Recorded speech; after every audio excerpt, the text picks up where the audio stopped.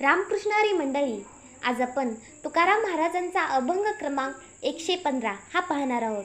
या अभंगामध्ये तुकाराम महाराज परमेश्वर श्री विठ्ठलाला अत्यंत नम्रतेने प्रार्थना करतात. भक्तांच्या जीवनातील खरी इच्छा काय असावी? देह कुठेही असला तरी मन देवाच्या चरणी कसे असावे? जन्म मृत्यूच्या बंधनातून मुक्ती कशी मिळावी? आणि शेवटी सर्वांमध्ये एकच परमात्मा कसा आहे हे या अभंगातून सांगितले आहे. तुकाराम महाराज येथे श्रीकृष्णाला कैशी राजा असे संबोधतात. कैशी नावाच्या असुराचा वध करणारा श्रीकृष्ण म्हणजे कैशी राजा. भक्त देवाला अनेक नावांनी हाक मारतो, कारण त्या नावामध्ये त्यांचे प्रेम आणि श्रद्धा असते. तर चला अभंग पाहूया. आता कैशी राजा हेची विनवणी, मस्तक चरणी ठेवी तसे. देह असो माझा भलतीये ठाई, चित्त तुझ्या पायी असो द्यावे. काळाचे खंडन घडावे चिंतन, तन मन धन विनू मुक्ता. कफवातर्फी देह असवानी, ठेवावी वारुनी दुरी तेही. सावध तो माझी इंद्रिये सकळ, दिली एक वेळ हा कादी. तुका म्हणे तू या सकळांचा जनता, येथे एकता सकळांसी. आता कैशी राजा हेची विनवणी, मस्तक चरणी ठेवी तसे. हे कैशी राजा, माझी आता एवढीच विनंती आहे की माझे मस्तक तुझ्या चरणी ठेवतो. येथे मस्तक चरणी ठेवणे म्हणजे फक्त शारीरिक कृती नाही. याचा अर्थ असा, आपला अहंकार, आपली इच्छा, आपला हट्ट देवाच्या चरणी अर्पण करणे. मनुष्याला आपल्या बुद्धीचा, संपत्तीचा, शक्तीचा अभिमान वाटतो, पण संत सांगतात की हा अहंकार सोडून देवाच्या इच्छेवर विश्वास ठेवला पाहिजे. जेव्हा मनुष्य स्वतःला देवाच्या चरणी समर्पित करतो तेव्हा त्याला अंतःकरणाची शांती मिळते. तुकाराम महाराज सांगतात की भक्तीमध्ये सर्वात महत्त्वाचे आहे ते पूर्ण शरणागती भाव. देवापुढे नम्र झाल्यावर जीवनातील दुःख, चिंता आणि भीती कमी होतात. देह असो माझी भलतीये ठाई, चित्त तुझ्या पायी असू द्यावे. माझा देह कुठेही असतो, पण माझे मन सदैव तुझ्या चरणी राहू दे. मनुष्याचे शरीर परिस्थितीनुसार वेगवेगळ्या ठिकाणी असते. तो संसारात असतो, कामधंदा करतो, अनेक जबाबदाऱ्यांना पार पाडतो, पण त्याचे अंतःकरण देवाशी जोडले राहू शकते. तुकाराम महाराज सांगतात की देवभक्ती करण्यासाठी संसार सोडण्याची गरज नाही.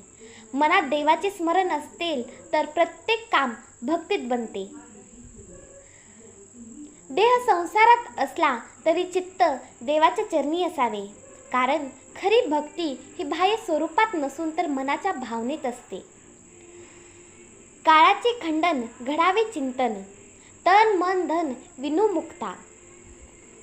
देवाचे चिंतन असे घडावे की काळाचे भय नष्ट व्हावे आणि तन मन धन यांचा मोह कमी व्हावा. काळ म्हणजे मृत्यू आणि बदलणारा संसार. प्रत्येक जीवाला काळाच्या नियमाला सामोर जावेच लागते, पण सतत देवाचे चिंतन करणाऱ्या भक्ताला मृत्यूची भीती राहत नाही. तुकाराम महाराज सांगतात की शरीर, मन आणि संपत्ती यांच्यावर अति आसक्ती ठेवू नये, कारण हे सर्व नश्वर आहे. देवाचे स्मरण मनाला स्थिर करते. बाह्य गोष्टी बदलतात, पण परमात्म्याशी जोडलेले मन शांत राहते. कफवातपी देह अवसानी, ठेवावी वारुनी दुरी तेही. शरीराच्या शेवटच्या काळी कफ, वात, पित्त यासारख्या शारीरिक त्रासांपासून आणि पाप दोषांपासून माझे रक्षण कर. भारतीय आयुर्वेदानुसार शरीर कफ, वात आणि पित्त या 3 दोषांनी चालते. शरीर हे नश्वर आहे आणि शेवटी त्याचा क्षय होणारच आहे. तुकाराम महाराज सांगतात, येथे देवाकडे प्रार्थना करतात की शरीराचा अंत जवळ आला तरी मनात देवाचे स्मरण राहू दे. शरीराला त्रास झाला तरी अंतःकरणात भक्ती टिकून राहू दे. दुरिते म्हणजे वाईट प्रवृत्ती, पाप, नकारात्मक विचार.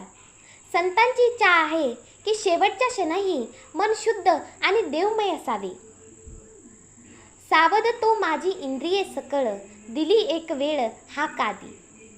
माझी सर्व इंद्रिये सावध असतानाच तू मला तुझ्या चरणाची हाक दे, स्मरणाची हाक दे. मनुष्याच्या इंद्रियावर त्यांचे जीवन अवलंबून असते.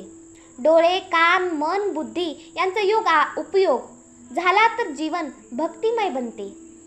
तुकाराम महाराज सांगतात, देवाला म्हणतात की माझी जाणीव आणि शक्ती असतानाच मला तुझे स्मरण होऊ दे. अंतिम क्षणी मन देवाकडे वळावे अशी इच्छा ते व्यक्त करतात. कारण शेवटच्या वेळी देवाचे नाव आठवणे ही मोठी कृपा मानली जाते. तुका म्हणे तू या सकळांचा जनता, येथे ऐकता सकळांसी. तुकाराम महाराज म्हणतात, हे प्रभू, तू या सर्व जगांचा निर्मीकर्ता आहेस. सर्वांमध्ये तुझाच एकपणा आहे. या शेवटच्या ओळीत संत एक मोठा आध्यात्मिक संदेश देतात. जगातील सर्व जीव वेगळे दिसतात, पण त्यांच्यामध्ये असलेला आत्मा एकाच परमेश्वराचा अंश आहे. जात, रूप, संपत्ती, परिस्थिती यामुळे बाह्य भेद दिसतात, पण परमात्म्याच्या दृष्टीने सर्व समान आहेत. देह हा सर्वांचा पिता आहे, म्हणून सर्वांशी प्रेम, दया आणि स्वभावाने वागावे. या अभंगातून तुकाराम महाराज सांगतात की अहंकार सोडून देवाच्या चरणी शरण जावे. संसारात राहुनी मन देवाशी जोडावे. शरीर हे नश्वर आहे, पण देवाचे स्मरण अमर आहे. शेवटच्या क्षणी देवाचे नाव आणि भक्ती टिकून राहावी. सर्व जीवांमध्ये एकच परमात्मा आहे, म्हणून सर्वांशी प्रेमाने वागावे. हा या अभंग भक्ती, शरणागती आणि आत्मज्ञान यांचा सुंदर संगम आहे.